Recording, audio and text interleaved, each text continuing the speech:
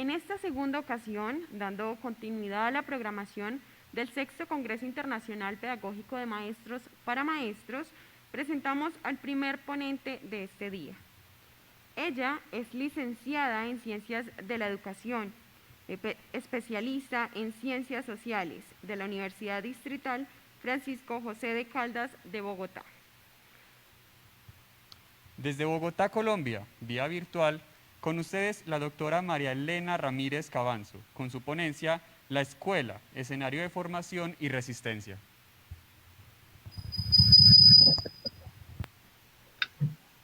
Bueno, muy buenos días para todos y quienes me acompañan el día de hoy. Muchas gracias. Quisiera saber si pueden colocar la presentación, por favor. Gracias. Muchas gracias. Bueno, el día de hoy vengo a compartirles a ustedes una reflexión. La escuela, escenario de formación y resistencia, a partir del ejercicio que ustedes están liderando para poder proponer unas apuestas y poder generar unas reflexiones alrededor de esos saberes no hegemónicos y educación. Este ejercicio es producto de la reflexión como maestra formadora de maestros, pero también como maestra de aula. Y en ese ejercicio de compartir estos dos lugares de enunciación, entonces vemos la escuela como un escenario no solamente de formación, sino de resistencia. La siguiente, por favor.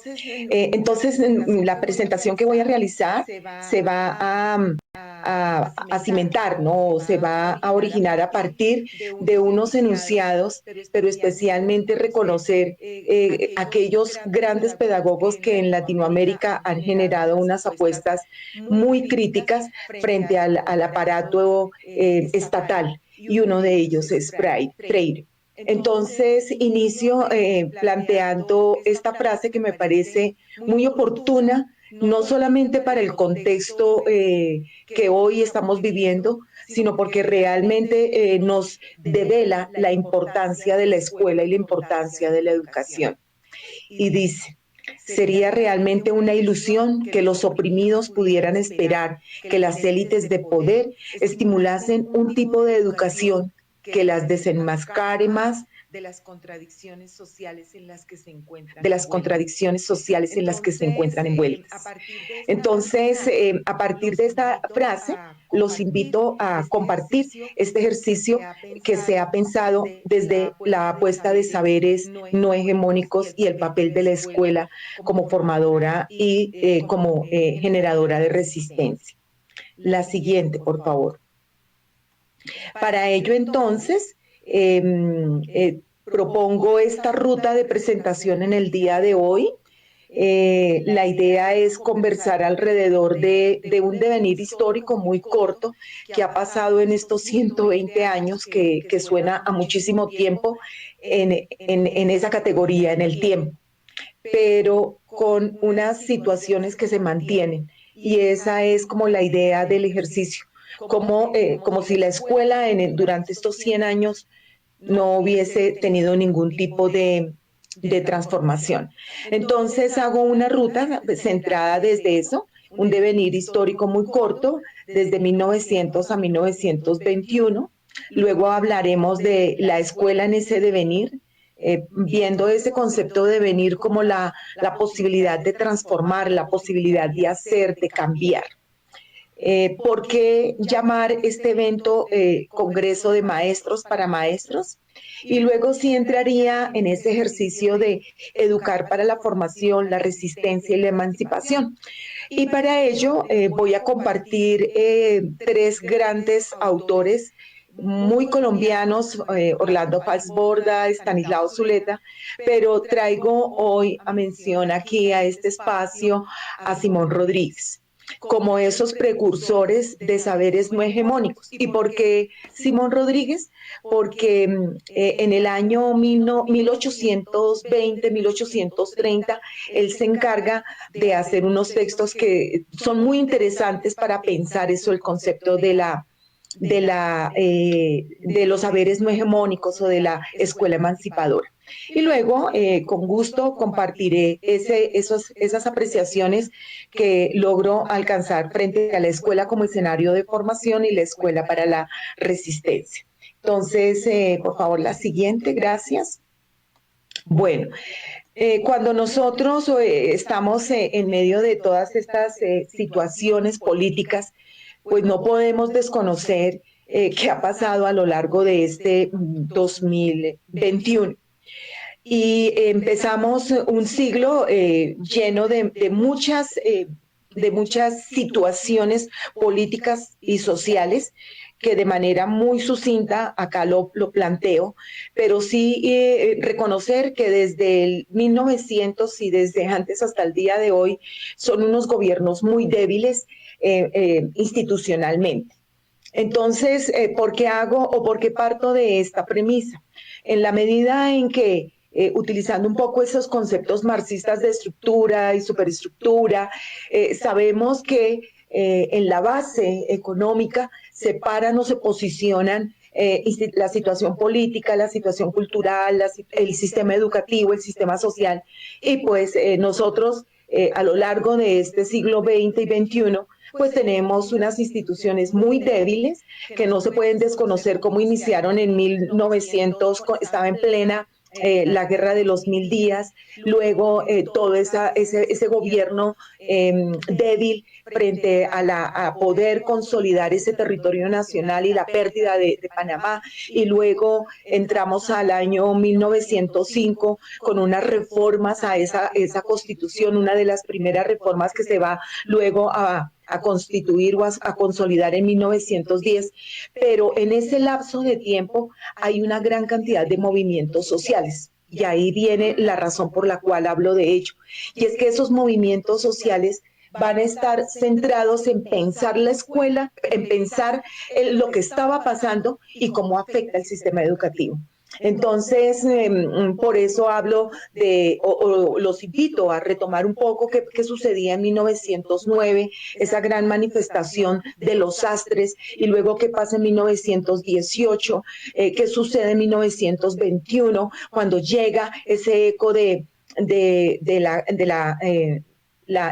lo que estaba pasando en Córdoba, Argentina, el manifiesto estudiantil de Argentina, y todos estos elementos son los que van a constituir como la ruta de, bueno, ¿y qué va a pasar con la escuela? No se puede desconocer posteriormente que llega todo el fenómeno de la masacre de las bananeras, la denuncia que se hace en el Congreso, y cómo Jorge Eliezer Gaitán va a ser el generador de pensar la escuela desde otra mirada cuando ocupa el Ministerio de Educación. Entonces, todos estos elementos van a proponer una ruta para ver una escuela, qué pasaba con el papel de la escuela. Luego llega a 1980, como yo lo llamo, como ese camino perdido, porque es que allí están esas amalgamas de esas grandes problemáticas que hoy no podemos desconocer y que recae sobre la escuela también. Pero hago alusión aquí a dos palabras claves, y es que sucede en 1991 y qué pasa en el 2012. Y es que en 1991, con la Constitución, que estamos próximos exactamente, llamaría como 9 días, a celebrar, a revisar, a pensar, a reconocer que tiene más de 100 reformas esa Constitución de 1991, pero nos da unos elementos claves, y es la apuesta por pensar eso de los derechos y de una sociedad que puede reclamar esos derechos. Entonces, en medio de toda esta problemática, en el año 2012, con la firma del proceso de paz, ahí se debilita lo que va a ser todo nuestro aparato social. ¿Por qué? Porque al darse esa firma, ese proceso de paz, quedaron inconclusas muchísimas cosas, que es lo que hoy estamos viendo. Y creo que es el sentir de lo que hoy la escuela está viviendo y lo que están pasando con nuestros jóvenes. Por eso hago ese viaje muy, muy corto. Y es que ¿qué quedó en la como en el fondo que no se solucionó. Una reforma agraria que desde hacía más de, yo lo llamo más de unos 90 años, venía exigiéndose, no se logró. No se logra unas reformas educativas sentadas en unas apuestas de garantizar el derecho a la educación superior, y lo acabamos de ver la semana pasada. Una situación que no es visible frente a las comisiones de justicia, a la JEP, que aunque en esta semana vimos un episodio que es trascendental para la historia de Colombia, aún quedan debilitadas esas apuestas por pensar, bueno, ¿y qué más se quedó en ese proceso de paz que es cojea y cojea, pero que aún podemos tener alguna situación que nos permita agarrarnos que sí se puede dar o que sí podemos llegar a un puerto seguro? Pero dentro de las firmas de ese proceso de paz está el papel de la universidad. Entonces, esas situaciones que no se concluyeron, que no se materializaron, que no fueron vividas por toda la población, pues es lo que produce movimientos sociales en los 3 años que llevamos, que es el 2019, ni hablar de todo lo que pasó con la pandemia en el 2020 y pues lo que estamos viviendo como consecuencia de todas estas gobiernos débiles y de todas estas confrontaciones políticas en medio de esas grandes problemáticas que tiene Colombia, que en la década de los 80 se visibilizan, como es la corrupción, como es el narcotráfico y unos índices desde la ONU de pobreza y de problemas sociales muy grandes. Entonces, a partir de este escenario es donde posiciono la escuela. Para ello, entonces, invito por favor que coloquemos la siguiente diapositiva, ¿no? Gracias. Bueno, entonces cuando uno ve, bueno, ¿y qué pasó con la escuela? ¿Qué pasa con la escuela a nivel general? Entonces, en medio de este devenir, pues lo primero que tenemos que decir es que la escuela es un producto de ese momento histórico, es una categoría que merece ser como escenario, como institución, como grupo humano, como ese lugar donde nosotros y la comunidad y la sociedad llega, pues ahí encontramos que la escuela está perfectamente dentro de ese devenir histórico, cobijada por todas esas problemáticas sociales y por todas esas condiciones. Cuando estaba preparando este ejercicio, encontré una tesis muy curiosa, ¿no? Es una tesis que tiene más de 50 años, escrita por un estudiante de allá, de la Universidad de Antioquia, que se llama la educación en Colombia. Pero él trabaja, en esa tesis se trabaja de 1900 a 1980, muy poco análisis, pero sí hay unas fuentes que yo los invitaría a retomar de los momentos políticos que se vivía en Colombia y cómo los gobiernos y los ministerios de educación desde 1900 hasta 1980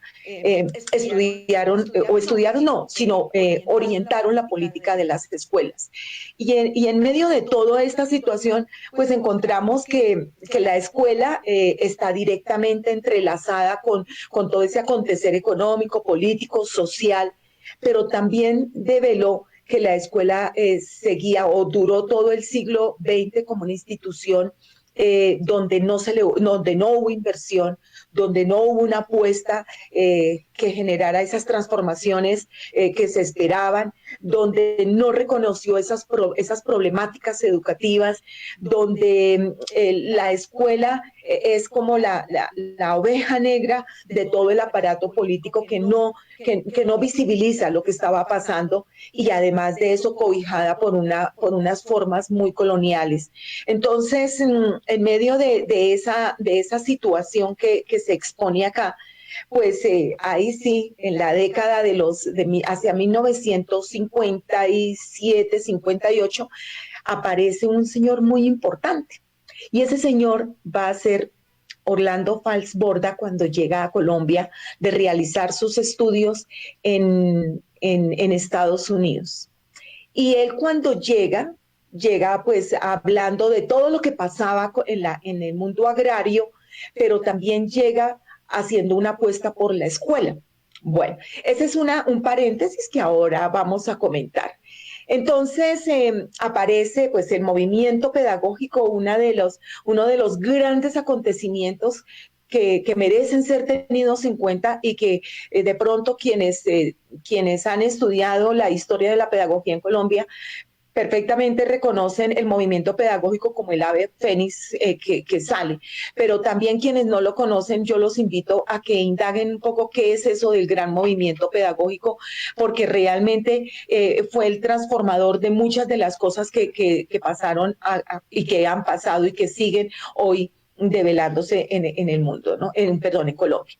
Entonces, el movimiento pedagógico es esa apuesta por reconocer, por visibilizar muchas voces, la expresión de muchos deseos y de esas voluntades que cargaban sobre el hombro unos rezagos de un sistema político que no reconoció la escuela y que no reconoció la pedagogía y que se visibilizan como en tres grandes grupos de estudio, entre ellos el grupo pues de historia de la pedagogía, el grupo de práctica pedagógica, el grupo de Federici, y estos grupos de académicos y de intelectuales que son los que van a transportar todo lo que tiene que ver con el papel de la escuela en ese momento. Entonces es lo que va a permitir que el movimiento pedagógico sea un espacio de integración, pero a la vez que se reconozcan unas rutas de miradas de la escuela totalmente diferentes a lo que se venía institucionalizado,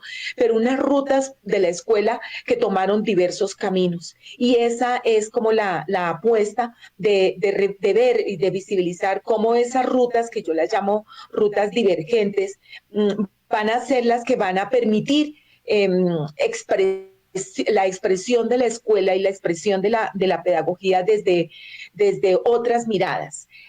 Uno de los momentos más importantes que tiene 1970-1980 es con una experiencia, porque es que esas rutas divergentes para pensar la escuela y pensar la pedagogía, entonces están centradas en lo que planteaba unas experiencias y entre ellas es toda la apuesta que se hace en Neiva de la escuela Filo de Hambre. Entonces, es crear como otras formas de comprender la escuela y de comprender la pedagogía desde esas apuestas que tienen que ver con el territorio, con los contextos, con las comunidades, con la lucha.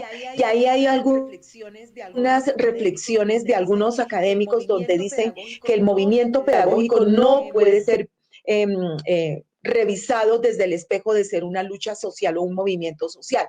Pero hay otros que sí reconocen que el movimiento pedagógico estuvo respaldado por esos grandes movilizaciones de comunidades hasta generar yo lo llamaría como unos nichos de gran resistencia desde las comunidades, porque el maestro entonces cambia, y cambia en la medida en que se convierte en un actor importante del colectivo, un actor importante del contexto, un sujeto que llega a la universidad y empieza a prepararse desde la construcción propia de lo que es la pedagogía y lo que es el papel de la pedagogía en la escuela y en los contextos. Entonces, desde esa mirada, pues se dan una serie de reflexiones pedagógicas, y para ello el movimiento pedagógico no puede ser visto como algo pasado, sino que tiene que ser visibilizado como esas huellas de resistencia cultural, de resistencia colectiva, apuestas subjetivas y propositivas que permitieron pues unas construcciones diferentes para rastrear lo que llamaría Orlando Fassborda, rastrear un poco en el contexto qué pasó con lo colectivo y qué pasó con la escuela. Entonces, en ese instante podemos retomar que la escuela se convierte en un espacio de formador de maestros para maestros. Y es lo que ustedes aquí hoy han convocado, y es cómo la escuela y cómo la pedagogía y cómo estos escenarios de participación, de reflexión y de discusión, es eso.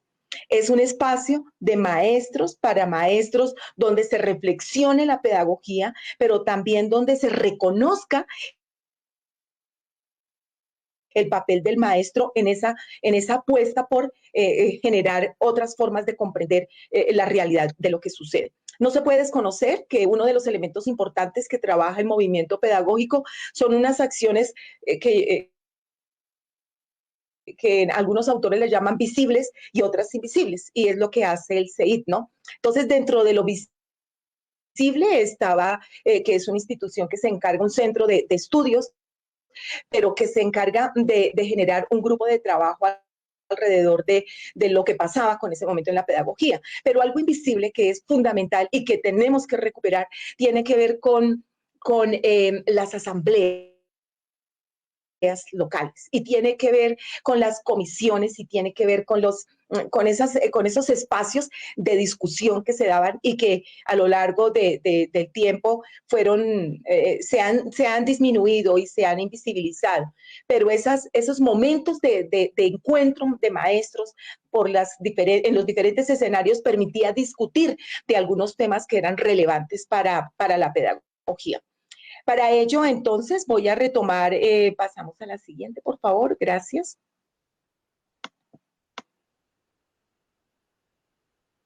Bueno, entonces vamos a iniciar con esta reflexión, y es qué sucede con la escuela y qué sucede con eso de educar para la formación, para la resistencia y para la emancipación.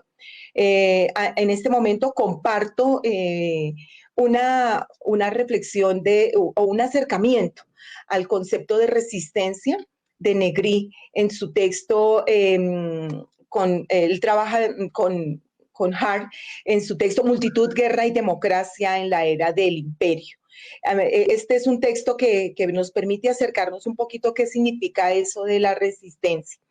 Y Negri hace una serie de reflexiones que me parecen que es un punto de partida, y es qué pasa con los movimientos sociales contemporáneos de corte horizontal.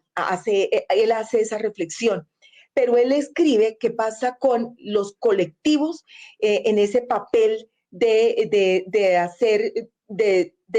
cuestionar lo que está pasando con la sociedad, de cuestionar lo que está pasando con el ejercicio democrático, de cuestionar las formas dominantes, de cuestionar qué sucede con toda esta situación de la producción económica y cómo se inserta la institución escolar, y cómo se inserta la sociedad en unas estructuras económicas dominantes. Entonces él hace un comentario frente al papel de la resistencia, y él dice que es necesario tener en cuenta que la palabra resistencia es una reacción con respecto al poder.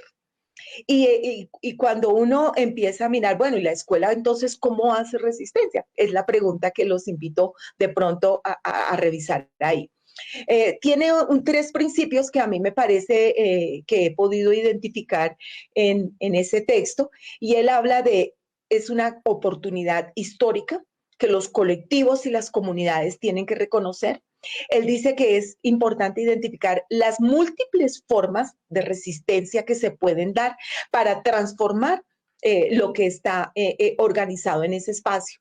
Y cuando uno dice las múltiples formas de resistencia, entonces podemos revisar ahí cómo, pues en estas condiciones de pandemia que estamos aún en confinamiento y en esas alternancias intermitentes, pero podemos hablar de esas múltiples formas de qué ha sucedido con este movimiento de los jóvenes y de las comunidades a partir de la olla, a partir de la lectura, a partir del graffiti, a partir del arte, a partir del skate y a partir de esos performances que realmente es lo que invita a muchas otras formas de resistencia que se pueden dar. Un tercer principio que ustedes están viendo ahí en pantalla es corregir esas situaciones que, entre comillas, estamos en una democracia, pero que merecen realmente revisar en qué consiste realmente una democracia. Y en ese sentido, entonces, Negri dice que una forma de ver la resistencia es cómo poco a poco se van generando unos colectivos fuertes y unos colectivos más grandes. Y esos colectivos aparecen desde, nosotros lo vimos, los maestros, los jóvenes, pero se unieron las madres, se crearon otras formas de organización, todo lo que tiene que ver ahora con primera línea, que incluso indagando ese concepto de primera línea es porque detrás de una primera línea viene una segunda, una tercera, una cuarta, una quinta y hasta una sexta línea, que sería muy interesante, por ejemplo, hablar con cada una de los 6 grupos que van formando para llegar a esa primera línea, o qué tiene o cómo se consolidan esos otros colectivos de resistencia frente a esas situaciones que la escuela debe estar hoy revisando, y a partir del próximo 6 o 7 de julio, sea virtual o como sea, debemos hablar de, bueno, y cómo vivieron los niños, cómo vivieron los jóvenes, cómo vivieron las familias estos momentos de resistencia que se estaban dando en la calle. Eso no puede ser invisibilizado por la escuela. Entonces, desde esta mirada, es importante como revisar que allí se insertan nuevas subjetividades alrededor de esa palabra de, bueno, ¿qué vamos a hacer en esta resistencia y cómo vamos a gestar esas emociones y esas formas de comprender que se visibilizan en esos escenarios y que no pueden ser de colocarles un fondo ahí, un telón y decir que no existen porque queda en el inconsciente social que no está pasando, pero sí hay una cantidad como el resurgir de nuevos movimientos, como decía en algún momento Gattari, ¿cierto? Y ese resurgir de nuevos movimientos es lo que es el papel que debe cumplir la escuela en este momento para identificar cuáles son esos nuevos movimientos y dónde nosotros podemos llegar ahí a apoyar, a trabajar, a reflexionar y poder generar un lugar en esos nuevos movimientos en medio de toda esta situación que adquieren un valor invaluable, y llega a mi memoria como esta canción, eh, eh, Los techos de cartón, ¿no? Y es, bueno, ¿qué pasa con esos sujetos sin techo? O ayer la noticia muy triste que ahora se está evidenciando, que me parece que merece también otros análisis, y es llegar a las ollas comunitarias o apagar el fogón o echarle veneno. ¿Qué ha pasado? Eso ha pasado y eso está circulando y eso tiene que leerse en medio de esas apuestas de resistencia. Y como decía uno de las mamás que estaban allí alrededor del fogón comunitario, decía, o es que acaso no se han dado cuenta que esta es la única comida que tiene muchísima gente. Entonces la escuela debe leer esos escenarios y debe leer esos contextos en medio de todas estas otras formas de organización que están surgiendo. Entonces me parece que allí debe darse esta lectura conceptual. Bueno, el concepto de emancipación, pues hay muchas lecturas alrededor de ello, pero que sí, pues sería bueno como hablar un poquito de qué es eso de ese concepto de emancipación allí en medio de toda esta situación que estamos viviendo, ¿no? Entonces, igualmente, pues es un concepto que de pronto nosotros podemos retomar desde diferentes miradas, ¿no? Es dejar libre, sacar hacia afuera, pero también está sentado en unos principios de autonomía, de libertad, de independencia, y que poco a poco se van constituyendo como ejercicios de autodeterminación, ¿cierto? Donde ponen en juego qué pasa con el poder, qué pasa con la autoridad, qué sucede directamente con el concepto de sumisión, si nosotros en este ejercicio que tanto hablamos de escuelas emancipadas y de ejercicios de emancipación y de saberes emancipados, pero seguimos siendo subordinados a unas apuestas en la escuela orientadas los reglamentos, orientadas hacia el uniforme, orientadas hacia la disciplina.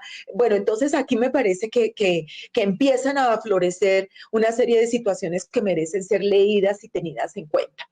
Eh, no podemos desconocer que desde Kant hasta el día de hoy hay unos elementos importantes que merecen ser revisados, y es cuando Kant utiliza eso de qué es salir de esa minoría de edad a partir de ese ejercicio y esa defensa de la emancipación.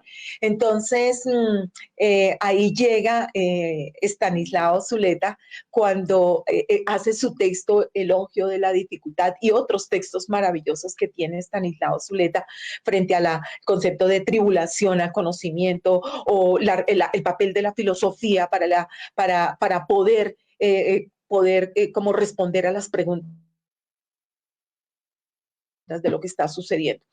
Rousseau habló de la perfectibilidad humana como esa posibilidad de alcanzar ese perfeccionamiento del ser humano desde la voluntad, pero también desde el hacer, el sentir y el pensar. Entonces, aquí hay unos elementos importantes que merecen ser tenidos en cuenta para hablar de eso de emancipación, y cómo la escuela asume políticamente ese concepto de emancipación, y cómo la escuela se gesta a partir de todos esos elementos que históricamente son tenidos en cuenta, porque no podemos desconocer que ha hablado de ello Stuart Mill, o que habló incluso desde la Revolución Francesa, o que se ha hablado desde Marx, y que de pronto de una u otra manera Semmelman también lo toma, pero que ahora lo vamos a visibilizar con los tres autores que yo hoy les propongo para hablar de eso, de si estamos hablando de una escuela que se emancipa, una escuela humana, una escuela política, una escuela que defiende la condición humana, pero también una escuela potenciadora, una escuela creativa, como en algún momento habla Orlando Flash-Borda.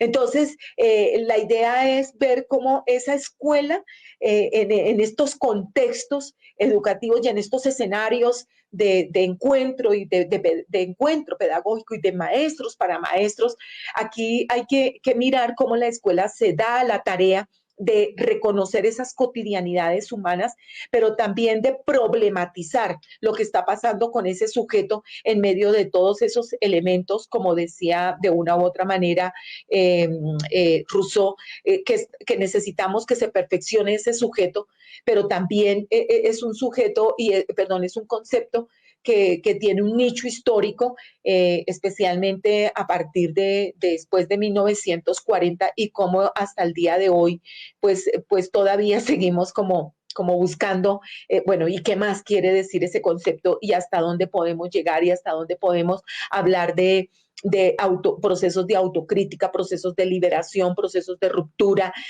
procesos de indagar por esos derechos, o de indagar por esas nuevas formas de comprender los contextos, ¿no? Y las condiciones en que viven los contextos, que es lo más importante, porque dentro de esa apuesta de reconocer la escuela como ese espacio de resistencia y de emancipación, pues lo primero que tenemos que identificar es cómo están insertos esos saberes eurocéntricos y esos saberes occidentalizados en medio de esas formas de colonialidad, de poder, del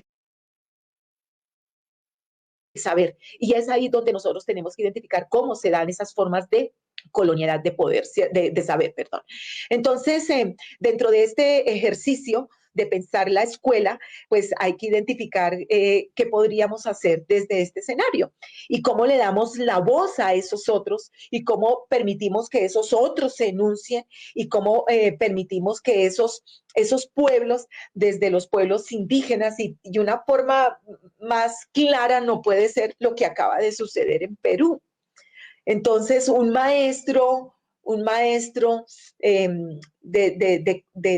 de mundo rural, un maestro de base, un sujeto con mucha sangre indígena, llega a la presidencia y inmediatamente se mueven los hilos de poder, ¿no? Entonces, ahí sí aparece, o sea, uno decía, bueno, ¿y qué aparece ahí? O sea, la OEA para Colombia no existe, o sea, el fenómeno en Colombia no pasa nada, pero inmediatamente llega para Perú y se visibiliza como un gran problema. Entonces, todas estas cosas hay que leerlas y la escuela es la primera que tiene que leerlo en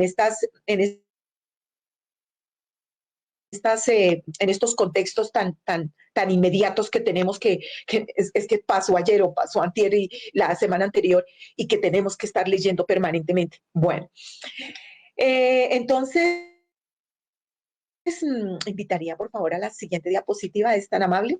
Muchas gracias. Bueno, entonces ofrezco excusas. Lo primero que tengo que ofrecer en este momento, excusas por esta diapositiva cargada. Y sí, la hice llegar al grupo organizador para que ustedes la tengan, quien la quiera tener, pero eh, considero que cuando uno disgrega la presentación, en ese momento se puede perder como la intención que se quería dar. ¿Por qué traer a Simón Rodríguez? Porque es uno de los grandes maestros que hablaron de emancipar y que hablaron de resistencia. Hay tres frases, están tomadas directamente de Simón Rodríguez, 1830, obras maestras, perdón, completas. Textualmente han sido copiadas, entonces ustedes van a encontrar una tilde donde no es, la palabra régimen de acuerdo a cómo se escribía en la época, entonces no es error de ortografía, sino están tomadas textualmente. Y me tomo el trabajo de leerlas para luego continuar con qué se visibiliza en medio de estas frases. La primera, debido a la codicia del mundo europeo, tiene la América la desventaja de vivir aún bajo el régimen colonial y de fundar en gran parte sus distinciones en la diferencia de colores y en la sucesión de razas. Entonces, o sea, cuando uno lee estas frases, uno dice, por Dios, era un hombre que visibilizó muchas cosas de lo que estaba pasando y estamos hablando de 1830. Otra frase, la prole que dejan los reyes multiplica. Llegan con el tiempo a formar una multitud de ociosos cargados de vicio que corrompen en su ejemplo la masa del pueblo, la abruman con sus gastos, la humillan con su arrogancia, la exasperan con sus injusticias y la precipitan en revoluciones. Por estas consecuencias es mala la monarquía, no porque un hombre solo mande. Entonces dejo también ahí las páginas para que ustedes puedan tener acceso a ellas. Y viene otra que dice, si su presidente se apodera del mando, los representantes del pueblo tendrán la culpa. Y si estos favorecen las miras del presidente o quieren hacer un congreso del presidente, la tendrán los pueblos. Instrúyanse estos y sabrán defender sus derechos. Si no lo hacen, serán el juguete de sus representantes y los representantes lo serán de sus presidentes. Entonces, cuando encuentro este